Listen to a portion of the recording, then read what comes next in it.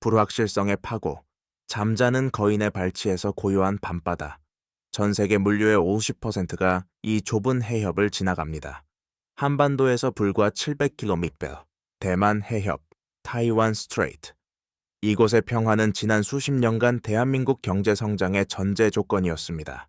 겉보기엔 잔잔하지만 이 해협의 심층에는 언제 폭발할지 모르는 지정학적 활성 단층이 흐르고 있습니다.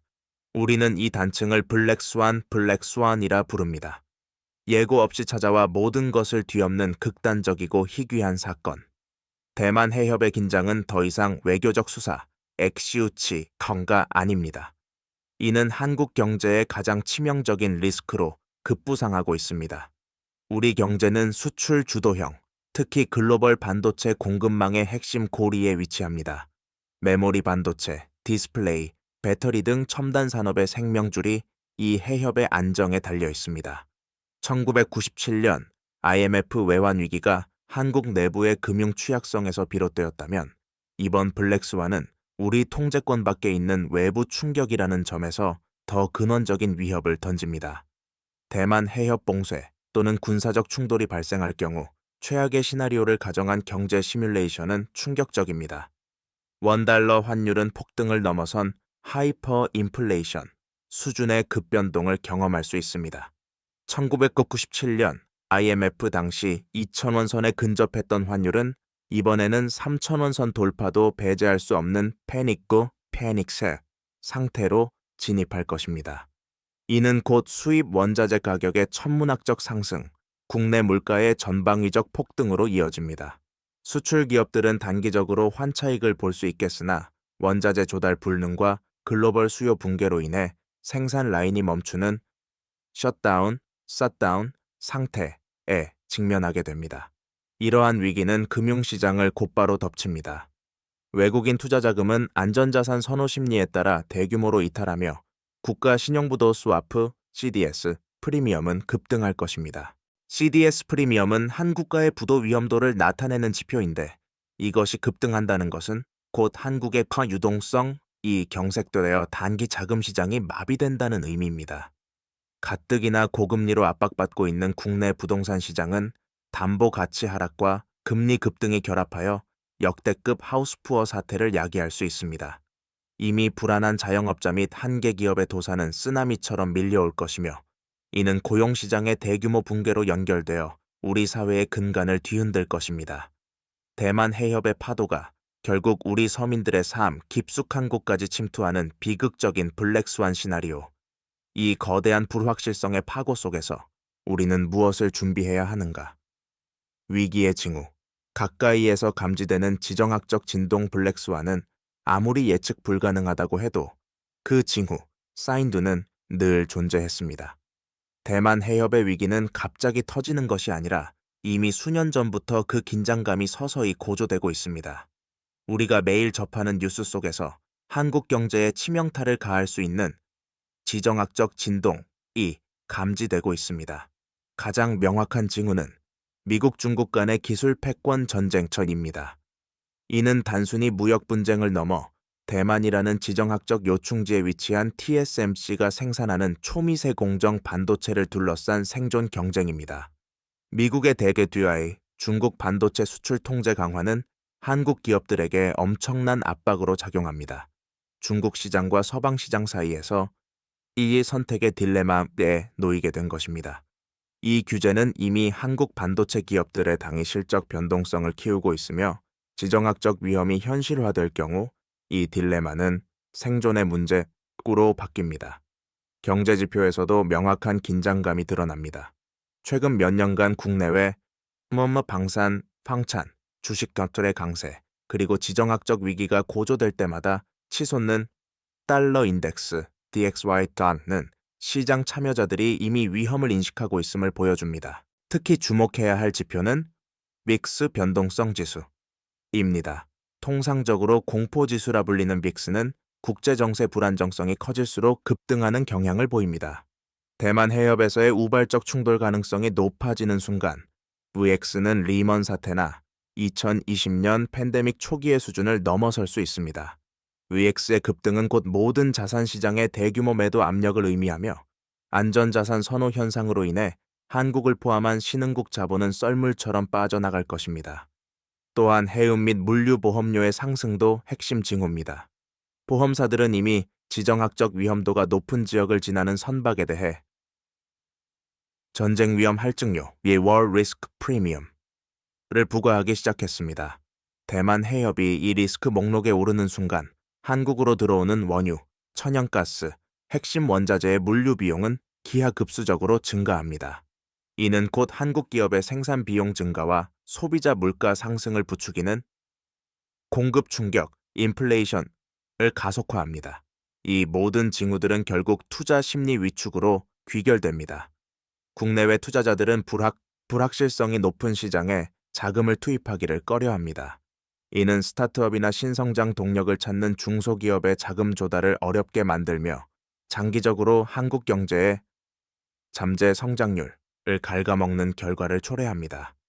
평화가 비용이었다면 긴장은 곧 이권 침묵의 세금처럼 우리 경제에 부과되고 있는 것입니다.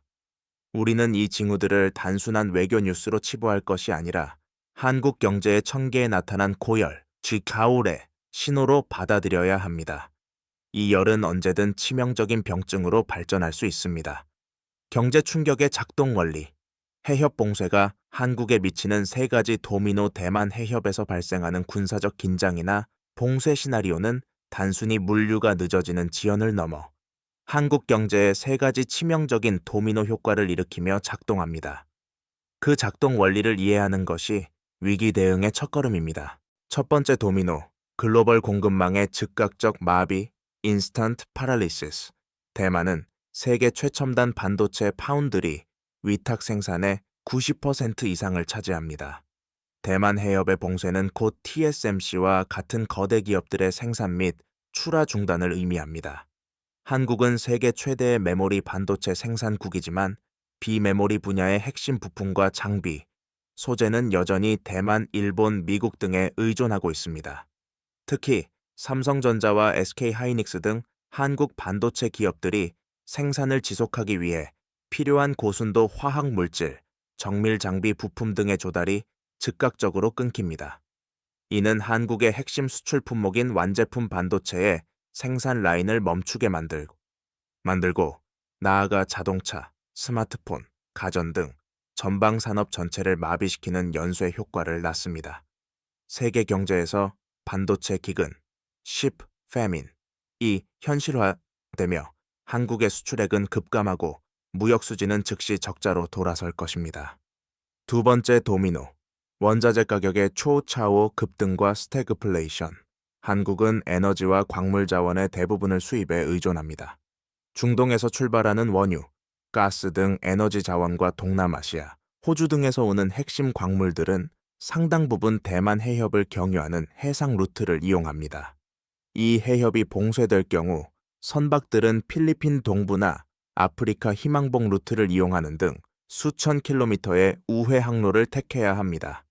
이는 운송 시간과 비용을 최소 2배 이상 폭증시키며 선박 보험료는 1000% 가까이 뛸 수 있습니다. 한국의 주요 산업인 석유화학, 철강, 정유산업의 생산 비용이 감당할 수 없을 정도로 치솟게 됩니다. 이 비용은 곧바로 소비자 물가에 전가되어 경기 침체 속에서 물가만 치솟는 스태그플레이션, 스태그플레이션을 심화시킵니다.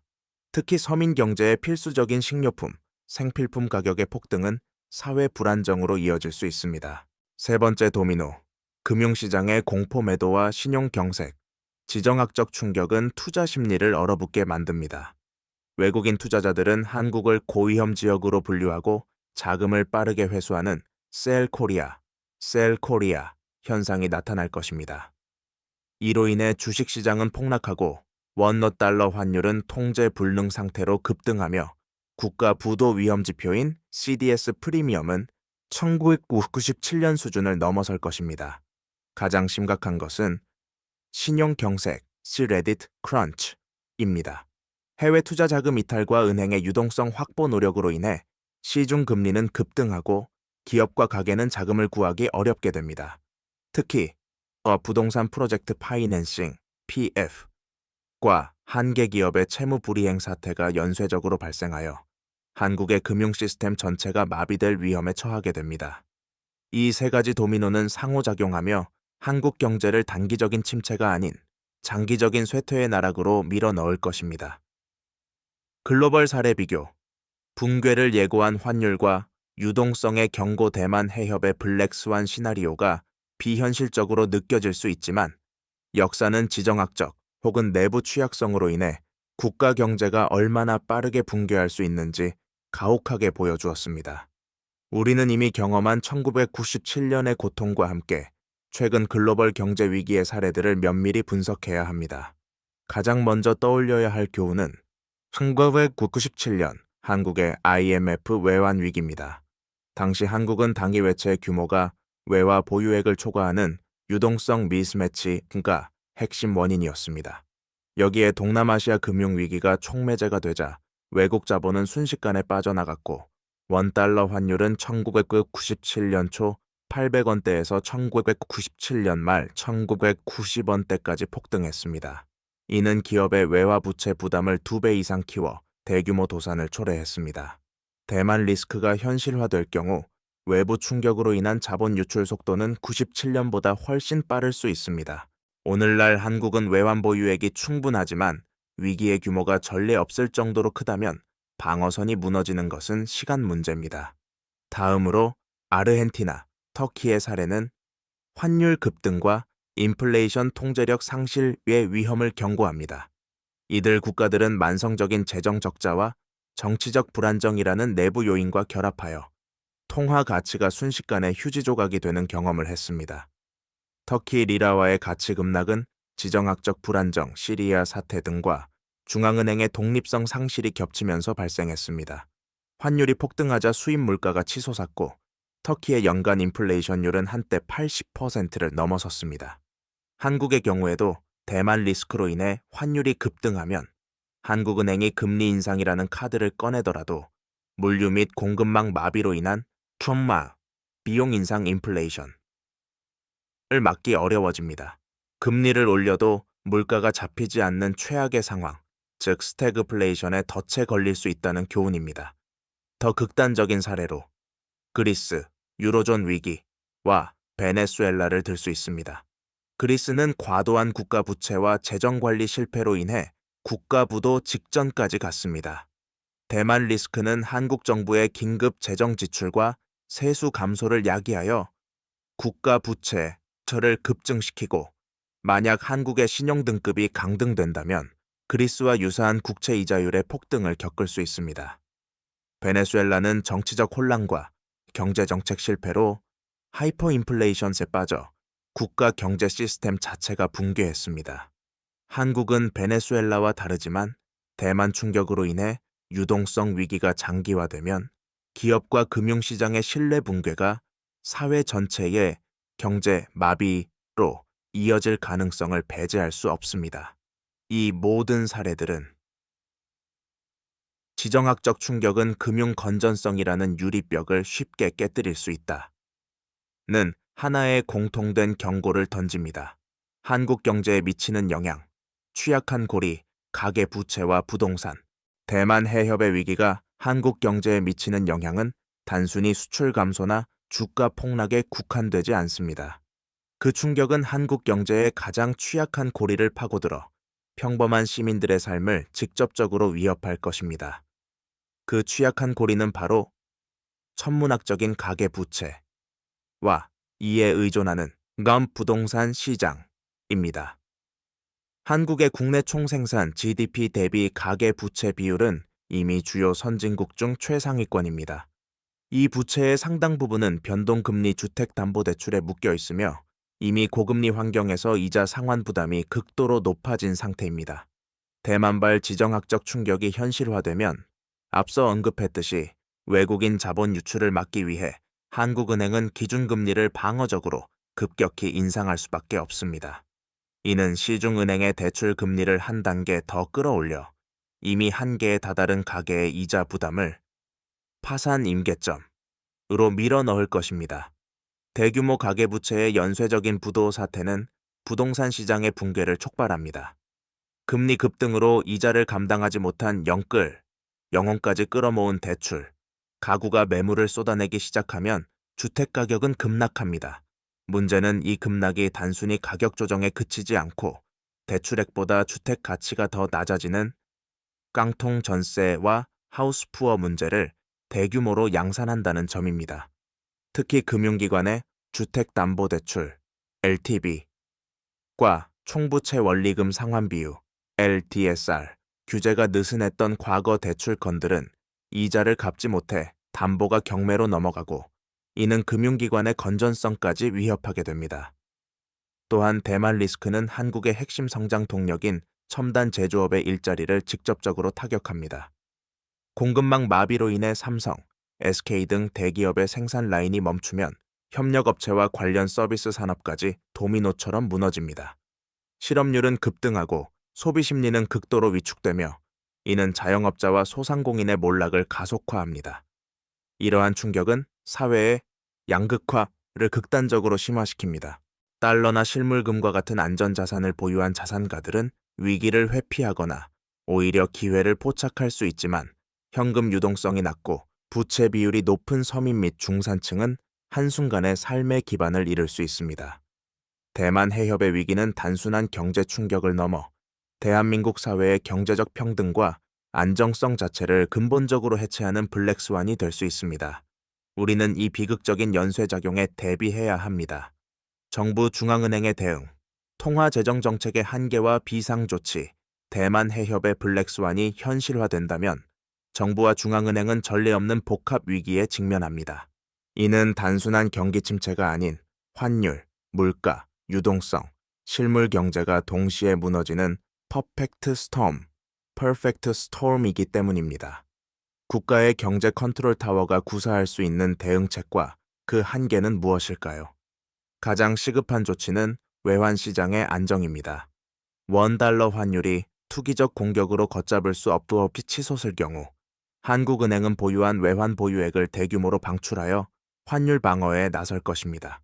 하지만 외환 보유액은 유한하며 무제한적인 달러 방어는 오히려 시장에 정부의 약점을 노출할 수 있습니다. 따라서 한은은 미국 연준 FED과의 통화 스와프, 커런시 스왑, 재개 및 확대를 최우선 과제로 추진할 것입니다. 이는 달러 유동성을 확보하여 시장의 불안 심리를 진정시키는 가장 강력한 수단입니다. 동시에 중앙은행은 금리라는 무기를 꺼내 들어야 합니다. 외국 자본 유출을 막기 위해 기준금리를 대폭 인상하여 국내 자산의 매력도를 높이는 것입니다. 그러나 이 결정은 국내 가계와 기업의 부채 부담을 기하급수적으로 늘려 경기 침체를 더욱 심화시키는 양날의 검입니다. 스태그플레이션 상황에서는 금리를 올려도 물류 비용 급증으로 인한 공급 측면의 인플레이션을 잡기 어려워 통화 정책의 실질적인 효과는 제한적일 수 있습니다. 정부 기획재정부는 재정 정책을 통해 실물 경제의 붕괴를 막는 데 집중해야 합니다.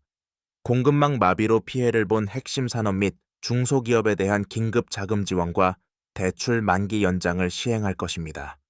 또한 물가 급등으로 고통받는 서민층을 위해 에너지 및 생필품에 대한 세금 감면 및 보조금 지급을 추진할 것입니다.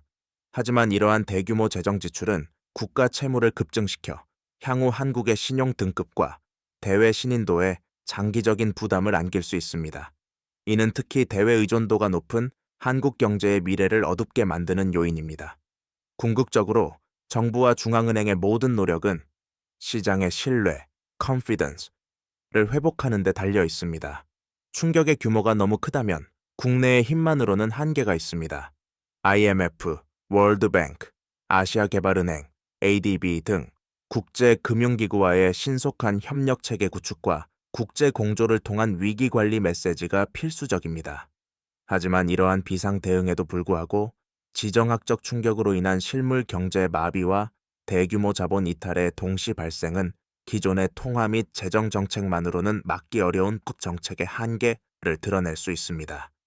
개인 생존 전략, 현금과 실물, 그리고 부채 관리의 철칙 국가 경제의 거대한 위기 속에서 개인은 자신과 가족의 자산을 어떻게 보호해야 할까요?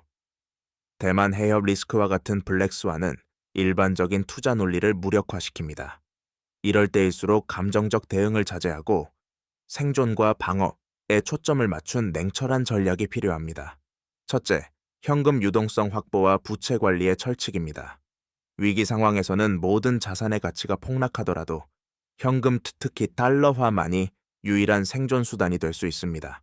평소 최소 6개월치 생활비에 해당하는 현금성 자산을 확보하고 가능하다면 이 중 일부를 안전 통화화, 달러, 스위스 프랑청나 실물금, 골드으로 전환해 두어야 합니다. 실물금은 인플레이션과 통화 가치 하락에 대한 가장 오래된 해지, 헤지 수단입니다. 동시에 부채를 최대한 줄이는 것이 핵심 방어 전략입니다. 변동성이 높은 고금리 부채는 위기 시 이자 부담을 통제 불가능하게 만듭니다. 이자, 상환 부담이 큰 부채를 우선 상환하고 불가피하다면 금리가 고정된 장기 대출로 전환하여 불확실성을 최소화해야 합니다. 둘째, 자산의 해외 분산을 고려해야 합니다. 한국 경제 전체가 지정학적 리스크에 노출될 때 국내 주식이나 부동산만으로는 위험을 피할 수 없습니다. 투자 포트폴리오의 일정 부분을 한국 경제와 상관관계가 낮은 low correlation, 선진국 자산, 예를 들어 미국 기술주 ETF나 글로벌 채권 등으로 분산 투자하는 것이 중요합니다. 이는 한국 금융시장이 붕괴하더라도 전체 자산의 하락폭을 줄여주는 보험 역할을 합니다. 다만 해외 투자는 환율 변동에 민감하므로 전문가의 조언을 구하는 신중함이 필요합니다. 셋째, 필수 생활 물품과 당위 생존 계획입니다. 지정학적 위기는 물류마비를 동반하며 이는 단기적으로 생필품 부족과 물가 폭등을 야기할 수 있습니다. 비상식량, 의약품 등 필수 물품을 미리 비축하는 것은 과도한 걱정이 아닌 현명한 통준비된 행동입니다. 금융 시스템이 일시적으로 마비될 가능성까지 염두에 두고 단기간 사용할 수 있는 현금 원화잣도 별도로 보관해 두어야 합니다. 궁극적으로 개인 생존 전략의 핵심은 심리적 안정투입니다. 블랙스완은 공포와 패닉을 유발하여 비이성적인 매매 결정을 강요합니다. 위기가 닥쳤을 때 뉴스에 일희일비하지 않고 미리 정해둔 자산 배분 원칙을 기계적으로 지키는 규율, 디시플린이 가장 중요합니다. 이성적인 준비만이 불확실성의 파도 속에서 당신의 경제적 삶을 지켜낼 수 있는 최후의 방패가 될 것입니다. 여운을 남기는 마무리 메시지. 비용으로서의 평화. 우리는 지금까지 대만 해협의 지정학적 긴장이 한국 경제에 미칠 수 있는 최악의 시나리오, 즉 블랙스완을 면밀히 분석했습니다. 이 분석은 공포를 조장하기 위함이 아닙니다. 위기의 실체를 정확히 인식하는 것이야말로 그 위기를 극복하고 대비하기 위한 가장 강력한 무기이기 때문입니다. 대한민국은 세계 10위권의 경제 대국으로 성장했지만 우리의 번영은 평화라는 깨지기 쉬운 유리 상자 안에 담겨 있었습니다.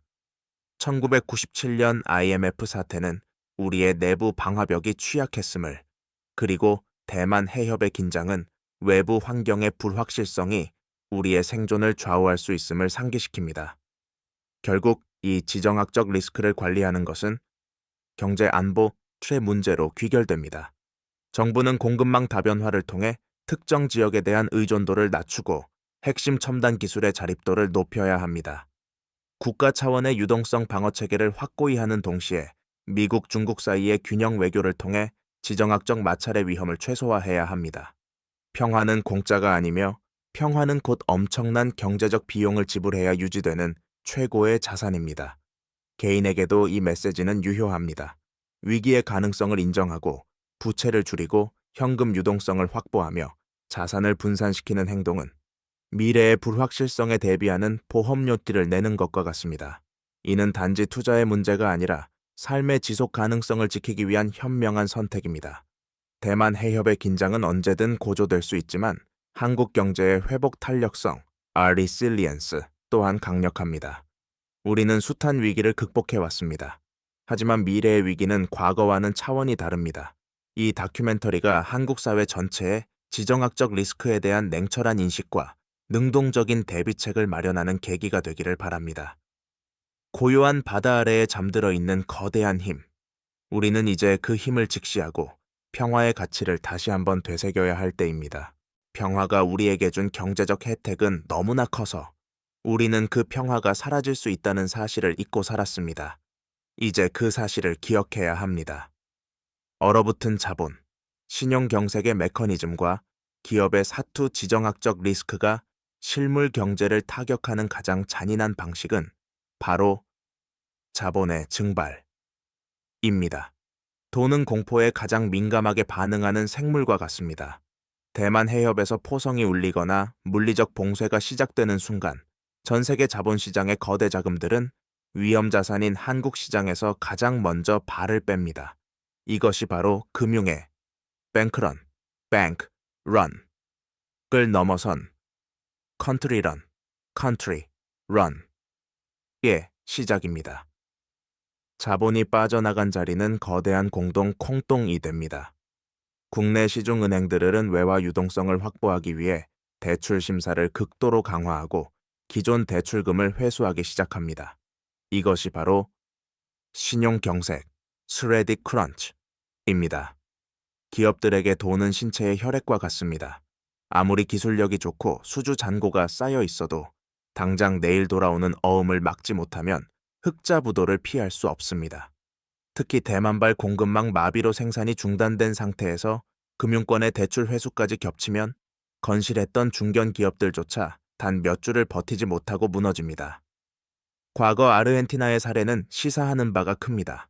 자본 유출과 화폐 가치 폭락이 겹치자 정부는 예금 인출을 제한하는 초랄리토 조치를 단행했습니다. 내 돈을 내 마음대로 찾지 못하는 상황. 이는 현대 경제 시스템의 완전한 마비를 의미합니다. 한국 역시 대외 의존도가 높은 특성상 달러 유동성이 마르면 원화의 가치는 시장에서 신뢰를 잃고 국내 자금 시장은 서로를 믿지 못하는 불신의 늪에 빠지게 됩니다. 이 시기 기업들이 벌이는 사투는 처절합니다. 자산 매각은 구매자가 없어 무산되고 사채 시장의 금리는 연 수백 %까지 치솟습니다. 국가는 이를 막기 위해 공적 자금을 투입하려 하지만 이미 국가 신용 등급이 강등된 상태에서 정부가 발행하는 국채는 시장에서 외면받습니다. 결국 자금 조달의 통로가 모두 막힌 기업들은 대규모 구조조정과 해고라는 극단적인 선택을 강요받게 됩니다. 이는 단순히 한 기업의 몰락이 아니라 수많은 가정의 생계가 무너지는 사회적 재앙으로 번집니다. 자본이 얼어붙는다는 것, 그것은 곧 우리 경제의 심장이 멈춘다는 공포스러운 선언과 같습니다. 공급망의 심장마비, 저스트인타임의 배신 현대 글로벌 경제를 지탱해 온 마법의 단어, 저스트인타임, 저스트인타임, 적기 생산 방식. 필요한 부품을 필요한 때에 공급받아 재고 비용을 최소화하는 이 효율적인 시스템은 역설적으로 지정학적 위기 앞에서 가장 치명적인 약점이 됩니다. 대만 해협의 봉쇄는 이 정교한 시계 톱니바퀴 사이에 거대한 모래주머니를 던지는 것과 같습니다. 한국의 산업구조는 대만과 거미줄처럼 얽혀 있습니다. 우리가 흔히 반도체 강국이라 자부하지만 한국이 만드는 메모리 반도체가 제 기능을 하기 위해서는 대만에서 생산된 시스템 반도체와 각종 수동 소자들이 반드시 필요합니다. 스마트폰 한 대를 만들기 위해 들어가는 수천 개의 부품 중 단 하나만 대만 해협에 묶여도 삼성전자의 베트남 공장과 평택 공장은 동시에 멈춰서야 합니다. 이것이 바로 단일 장애점, Single Point of Failure. 예, 공포입니다. 공급망 마비는 단순히 물건이 안 오는 것으로 끝나지 않습니다. 이는 즉각적인 좋은 비용 인상 인플레이션 특을 유발합니다. 2021년 팬데믹 당시 겪었던 차량용 반도체 부족 사태를 기억하십니까? 당시 중고차 가격이 신차 가격을 추월하는 기현상이 벌어졌습니다. 대만발 블랙스완은 그 당시의 혼란을 애들 장난으로 만들 수준입니다. 반도체뿐만 아니라 대만 해협을 통과해야 하는 석유화학 원료, 정밀기계 부품의 공급이 끊기면 국내 물가는 통제불능의 상태로 치닫습니다. 더욱 심각한 것은 거래처의 이탈입니다. 한국 기업들이 부품을 조달하지 못해 납기를 맞추지 못하면 글로벌 바이어들은 냉정하게 등을 돌립니다. 한 번 끊긴 공급망 신뢰를 회복하는 데는 수십 년이 걸릴 수도 있습니다. 과거 일본의 화이트리스트 배제 조치 당시 우리가 소재, 부품, 장비, 소부장, 독립을 외쳤던 것처럼 대만 리스크는 우리에게 더 근본적인 질문을 던집니다. 우리는 과연 특정 지역의 평화에 우리 경제의 면군을 전부 걸어도 좋은가? 공급망의 심장마비는 준비되지 않은 국가에게는 돌이킬 수 없는 산업적 퇴행을 강요할 것입니다. 국가의 방어벽, 외환 보유액과 통화 스와프의 실효성 국가 경제라는 성벽이 공격받을 때 최후의 보루는 외환 보유액입니다. 한국은 1997년의 트라우마 이후 꾸준히 달러를 비축해 왔습니다. 하지만 대만 해협 리스크와 같은 거대 충격이 발생했을 때 현재 우리가 가진 약 4천억 달러 규모의 외환 보유액이 과연 충분한가에 대해서는 전문가들 사이에서도 의견이 갈립니다. 환율이 하루에 수십 원씩 널뛰는 패닉 장세에서 중앙은행이 시장에 개입하기 시작하면 수십억 달러는 단 몇 시간 만에 증발할 수 있기 때문입니다. 이때 결정적인 게임 체인저가 되는 것이 바로 한미 통화 스와프입니다. 이는 비상시에 우리 원화를 맡기고 미국으로부터 달러를 직접 빌려오는 계약으로 사실상 마이너스 통장과 같은 역할을 합니다. 지정학적 위기로 달러가 마를 때 미국과의 통화 스와프는 시장에 한국에는 달러가 무한히 공급될 수 있다는 강력한 신호를 보냅니다. 이는 투기 세력의 공격을 억제하고 환율을 안정시키는 가장 확실한 심리적 해구산입니다. 그러나 문제는 통화 스와프가 경제적 논리만으로 결정되지 않는다는 점입니다. 이는 고도의 정치적, 외교적 산물입니다. 미국이 자국의 이익이나 국제 정세를 이유로 스와프 체결에 미온적일 경우 한국은 홀로 거센 파도를 맞아야 합니다. 과거 그리스가 유로존의 지원을 받기 위해 혹독한 긴축 조건을 수용했던 것처럼 우리도 국제 공조를 이끌어내기 위해 뼈를 깎는 대가를 치러야 할 수도 있습니다. 정부는 외환 보유액의 양적 확대뿐만 아니라 질적 다변화에도 집중해야 합니다. 달러 일변도에서 벗어나 금, 엔화, 유로화 등 안전자산의 비중을 조절하고 민간 금융기관들이 보유한 대외 자산을 위기 시에 동원할 수 있는 체계를 구축해야 합니다. 또한 국제통화기금, IMF과의 상시적인 협력 채널을 가동하여 위기의 전조가 보일 때 선제적으로 유동성 방어선을 구축하는 지혜가 필요합니다. 성벽은 무너지기 전에 보수해야 하며 외환이라는 방패는 날이 선 상태로 유지되어야만 블랙스완의 날카로운 불의를 막아낼 수 있습니다. 사회적 계약의 붕괴, 인플레이션과 양극화의 심연 지정학적 리스크가 가져오는 가장 비극적인 결말은 지표상의 숫자 하락이 아닙니다. 그것은 평범한 사람들이 수십 년간 쌓아온 사회적 신뢰와 계약이 무너지는 것입니다. 대만 해협의 위기로 촉발된 공급망 붕괴와 환율 폭등은 필연적으로 하이퍼 인플레이션에 준하는 물가 상승을 야기합니다. 화폐의 가치가 하락한다는 것은 곧 성실하게 일해서 저축해온 서민들의 노동 가치가 허공으로 사라짐을 의미합니다. 과거 베네수엘라나 아르헨티나의 사례에서 보듯 물가가 통제 불능 상태에 빠지면 가장 먼저 타격을 받는 것은 고정 수입으로 살아가는 월급쟁이와 은퇴자들입니다. 오늘 번 돈으로 내일의 빵 한 조각을 사지 못할지도 모른다는 공포는 사회적 약탈과 매점 매석을 부추깁니다. 이는 단순히 경제적 빈곤을 넘어 이웃 간의 신뢰를 파괴하고 공권력의 권위를 실추시키는 사회적 해체 단계로 진입하게 만듭니다. 더욱 잔인한 점은 이 위기가 양극화를 극단적으로 심화시킨다는 사실입니다. 위기의 정보에 접근하기 쉽고 달러나 금, 해외 자산을 미리 확보한 자산가들에게 블랙스완은 오히려 자산을 몇 배로 불릴 수 있는 피 묻은 기회가 됩니다. 반면 전체 자산의 70% 이상이 부동산에 묶여 있고 당장의 생활비를 원화 소득에 의존하는 대다수 국민은 속수무책으로 무너집니다. 부동산 가격은 폭락하는데 이자 비용은 폭등하는 상황에서 중산층은 한순간에 액신, 빈곤층으로 전락합니다. 정부의 복지 시스템도 마비될 가능성이 큽니다. 세수는 줄어드는데 구제금융과 국방비 지출은 늘어나며 재정 적자가 심화되면 결국 공공서비스가 축소됩니다. 의료, 교육, 치안과 같은 기본적인 사회 안전망이 흔들릴 때 사회는 각자 도생의 정글로 변합니다.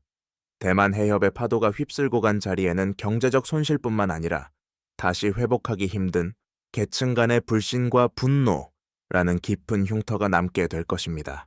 우리가 이 리스크를 단순한 안보 이슈가 아닌 우리 삶의 질과 정의에 관한 문제로 다루어야 하는 이유입니다. 산업의 재편.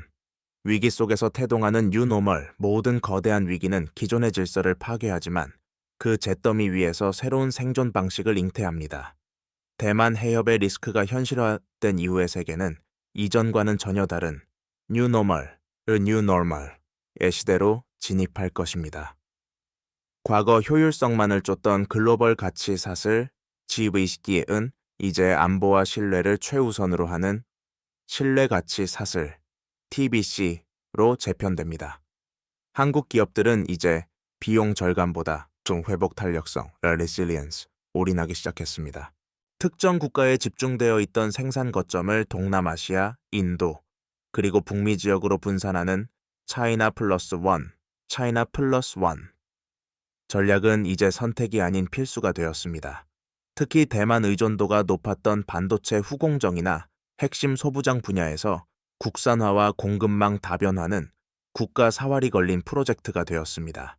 이는 단기적으로는 비용 상승을 초래하여 기업의 수익성을 악화시키지만 장기적으로는 어떠한 외부 충격에도 견딜 수 있는 경제적 면역력을 키우는 과정입니다. 또한 이번 위기는 한국 산업의 디지털 전환을 가속화하는 촉매제가 되었습니다. 인력 이동이 제한되고 물류가 마비되는 상황을 겪으며 사람의 노동력에 의존하던 제조 공정은 인공지능, AI과 로봇이 주도하는 스마트 팩토리로 빠르게 대체되고 있습니다. 에너지 자립을 위한 원자력 및 재생에너지로의 전환 역시 속도를 내고 있습니다. 화석연료의 수입 경로가 차단될 수 있다는 공포가 역설적으로 한국을 에너지 안보 강국으로 체질 개선하게 만드는 동력이 된 것입니다. 위기는 혁신의 다른 이름이기도 합니다. 1997년 외환 위기가 한국을 IT 강국으로 거듭나게 했듯 대만 해협의 블랙스완은 우리를 지정학적 숙명을 극복한 자립형 첨단 산업 국가로 진화시킬 것입니다. 물론 그 과정은 고통스럽고 험난할 것입니다. 수많은 기업이 사라지고 산업의 지형도가 완전히 바뀔 것입니다. 하지만 이 고통스러운 재편을 견뎌내고 살아남는 자들이야말로 다가올 새로운 100년의 경제 패권을 쥐게 될 것입니다. 변화에 적응하지 못하는 것은 도태를 의미하며 위기를 혁신의 기회로 바꾸는 DNA만이 대한민국 경제의 유일한 희망입니다. 생존을 넘어 번영으로 리스크 관리의 패러다임 전환. 이제 우리는 지정학적 리스크를 어쩌다 마주치는 재수없는 사고로 치부하던 시대와 작별해야 합니다. 대만 해협의 긴장은 단발성 사건이 아니라 우리가 안고 살아가야 할 상수 constant가 되었습니다. 따라서 우리의 경제 전략 역시 사후 수습에서 선제적 회복직으로 패러다임을 근본적으로 전환해야 합니다. 국가 차원에서는 고금 경제 안보 컨트롤 타워의 상설화가 시급합니다. 외교부, 국방부, 기획재정부, 그리고 국가정보원이 실시간으로 데이터를 공유하며 공급망의 작은 균열조차 조기에 감지하는 촘촘한 그물망을 짜야 합니다.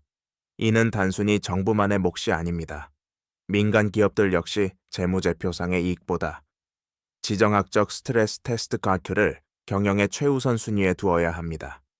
만약 내일 해협이 봉쇄된다면 우리 공장은 며칠을 버틸 수 있는가? 이 질문에 답할 수 없는 기업은 더 이상 글로벌 시장에서 생존할 자격이 없습니다. 또한 우리는 심리적 방역에도 힘써야 합니다.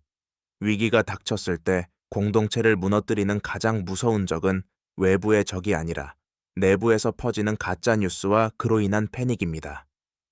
투명한 정보 공개와 공정한 고통 분담의 원칙이 확립될 때 국민은 정부를 신뢰하고 경제적 충격을 견뎌낼 인내심을 가질 수 있습니다.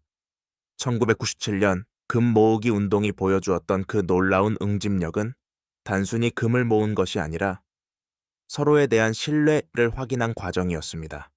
결국 리스크 관리는 위기를 지우는 것이 아니라 위기 속에서도 흔들리지 않는 뿌리를 내리는 일입니다.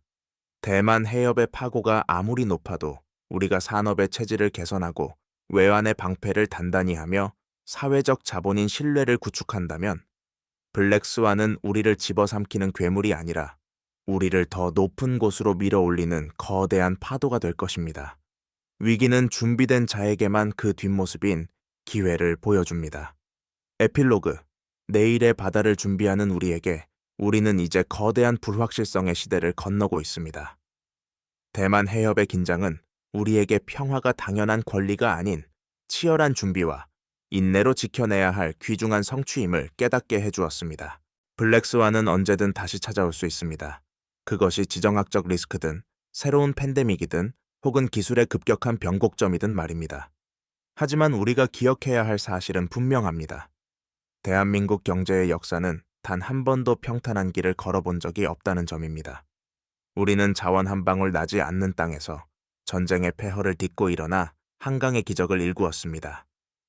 1997년의 절망적인 외환 위기를 전 국민의 단결로 극복했고 2008년의 글로벌 금융위기 앞에서도 가장 먼저 회복의 신호탄을 쏘아 올렸습니다. 대만 해협의 파고가 아무리 높고 거칠지라도 우리가 냉철한 현실 인식과 철저한 대비, 그리고 서로를 향한 신뢰라는 닻을 내린다면 그 어떤 폭풍우도 우리를 침몰시킬 수는 없습니다. 리스크는 피하는 것이 아니라 관리하는 것입니다. 오늘 우리가 논의한 시나리오들은 결코 비관적인 예언이 아닙니다. 오히려 우리 경제의 취약점을 보완하고 더 단단한 미래를 설계하기 위한 예방주사와 같습니다. 정부는 안보와 경제의 통합적 통찰을 멈추지 말아야 하며 기업은 혁신과 다변화를 통해 생존의 지평을 넓혀야 합니다. 그리고 개인은 막연한 공포 대신 지혜로운 자산 관리와 학습을 통해 스스로를 보호해야 합니다. 내일의 바다는 오늘보다 더 거칠지도 모릅니다. 그러나 준비된 항해색의 파도는 장애물이 아니라 앞으로 나아가는 동력이 됩니다. 지정학적 리스크라는 거대한 도전 앞에서 우리가 보여줄 응답은 명확합니다. 더 차갑게 머리를 쓰고 더 뜨겁게 가슴을 합치는 것. 그것이 바로 블랙스완의 그림자를 걷어내고 대한민국이 다시 한번 번영의 길로 나아가는 유일한 열쇠입니다.